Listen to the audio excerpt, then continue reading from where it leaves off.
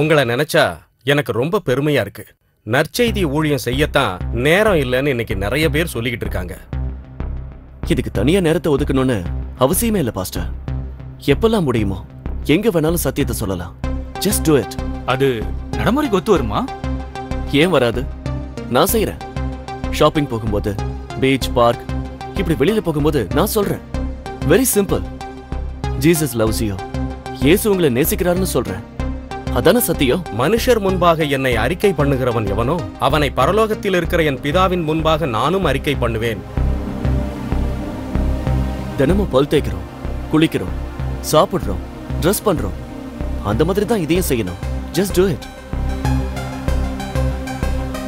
சமயம் வாய்த்தாலும் வாய்க்காவிட்டாலும் ஜாக்கிரதையாய் பிரசங்கம் பண்ணுன்னு 2 தீமோத்தேயு 4:2 சொல்லிருக்கு. நம்ம வீட்டுல வேலை செய்யறவங்க, பேப்பர் போடுறவன், பால் போடுறவன், கார் பார்க்கிங்ல டோக்கன் போடுறவன், இப்படி எவ்வளவோ பேரை தினமும் சந்திக்கிறோம். அவங்க கிட்ட ஒரு நிமிஷம் ஆண்டவரை பத்தி சொல்லலாம். அதான் சுவிசேஷம். சில சமயம் அது விபரீதம் ஆயிடும் பிரதர். என்ன ஆயிடும் விக்டர்? சந்துரு சொல்ற மாதிரி சொன்னா ஒரு ஸ்மைலோட போயிட போறாங்க. என்ன ஒரு சிலர் முறைப்பான், ரொம்ப தீவிரமா இருக்கிறவன் அடிப்பான், கொலையா பண்ணிட போறான். ரத்த சாட்சியம் மறிக்கணும்னு சொல்றீங்களா? அது உங்களை மாதிரி பாஸ்டர்ஸ் ஊழியக்காரங்களோட வேலை. அப்ப நாம யாரு ஜான்? இயேசுவை ஏத்துக்கிட்ட எல்லாரும் ஊழியக்காரங்க தான். சத்தியத்துக்காக சாகவும் தயாரா தானே இருக்கணும். அவராலே அன்றி வேறொருவராலும் ரட்சிப்பு இல்லை. நாம் ரட்சிக்கப்படும்படிக்கு வானத்தின் கீழெங்கும் மனுஷர்களுக்குள்ளே அவருடைய நாமமே அல்லாமல் வேறொரு நாமமும் கட்டளையிடப்படவும் இல்லை என்றார். இங்க பாருங்க, சத்தியத்தை சொல்ல வேண்டியது நம்ம கடமை. இன்னைக்கு சவுத் கொரியா, சைனா, இங்கெல்லாம் கிறிஸ்துவர்களோட சதவீதம் 80% மேல வந்துடுச்சு. அதுக்கு காரணம் சந்துரு சொல்ற ஊழியம்தான். 1-to-1 sharing. அது ஏன் நம்ம நாட்டுல இல்லைன்னா நம்ம மக்கள் ஊழியத்துக்குன்னு ஆட்களை ஒதுக்கிடுறாங்க. அது சுவிசேஷகர் வேலை, பாஸ்டரோட வேலைன்னு நினைக்கிறாங்க. ஒரு சிலர் சுவிசேஷ ஊழியத்துக்கு காசு கொடுத்துட்டா போதும்னு நினைக்கிறாங்க. அவர் ஒளியில் இருக்கிறது போல நாமும் ஒளியிலே நடந்தால் ஒருவரோடொருவர் ஐக்கியப்பட்டிருப்போம். அவருடைய குமாரனாகிய இயேசு கிறிஸ்துவின் ரத்தம் சகல பாவங்களையும் நீக்கி நம்மை சுத்திகரிக்கும். 1 யோவான் 1:7. இன்னும் சிலர் அவங்க செய்யற வேலை தடையா இருக்கிறதா நினைக்கிறாங்க. பதவி, அந்தஸ்து, ஜாதி, ஏன் கௌரவமே தடையா இருக்கிறதா நினைக்கிறாங்க. ஒருத்தருக்கு ஒருத்தர் சாதாரணமா பேசி அன்பா சொல்றமே, அதுதான் சக்தி வாய்ந்த ஊழியம். Well set Chandru. இன்னைக்கு பாஸ்டர்ஸ் பல பேர் என்ன சொல்றாங்க? ஆத்தும அறுவடைய சர்ச்சுக்குள்ள நடத்தணும்னு நினைக்கிறாங்க. ஒவ்வொருத்தரும் 2 பேரை சர்ச்சுக்கு கூட்டிட்டு வாங்கன்னு சொல்ற எந்த பாஸ்டரும் 2 பேருக்கு சுவிசேஷத்தை சொல்லுங்கன்னு சொல்றது இல்ல.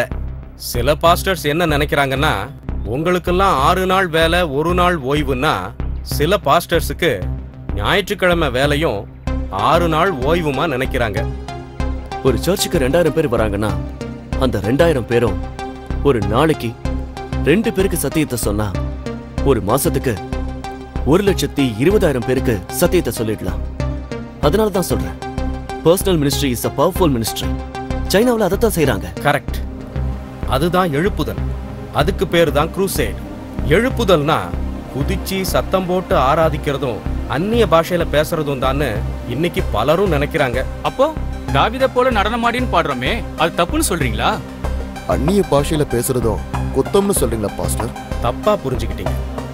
பயத்துடனே கர்த்தரை சேவியுங்கள், நடுக்கத்துடனே களி கூறுங்கள்.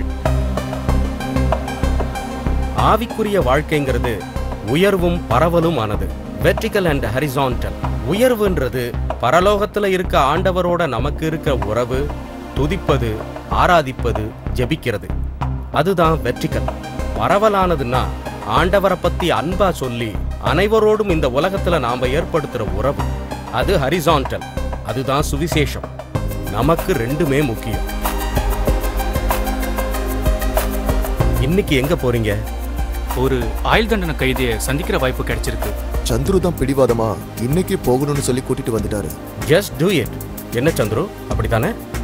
சத்தியத்தை சொல்லணும்னு நமக்கு என்னமோ வாய்ப்போ வந்தா அது ஆண்டவருடைய கட்டளைன்னு நான் நினைக்கிறேன் பாஸ்டர்.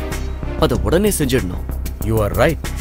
தேவனே தம்முடைய தயவுள்ள சித்தத்தின்படி விருப்பத்தையும் செய்கையையும் உங்களில் உண்டாக்குகிறவராய் இருக்கிறார். நம்ம சொல்லணும்னு நினைச்சவங்க நம்ம சத்தியத்தை சொல்றதுக்கு முன்னாலேயே இறந்து போயிட்டாங்கன்னா அது காலத்துக்கும் நம்ம மனசை உறுத்திக்கிட்டே இருக்கும். இப்பவும் எனக்கு நம்ம ஃப்ரெண்ட்ஸ், சொந்தக்காரங்க எவ்வளவோ பேருக்கு சத்தியத்தை சொல்லாம விட்டுட்டோமேன்னு ஒரு ஏக்கம் இருக்கு. ப்ரே பண்ணுங்க பாஸ்டர்.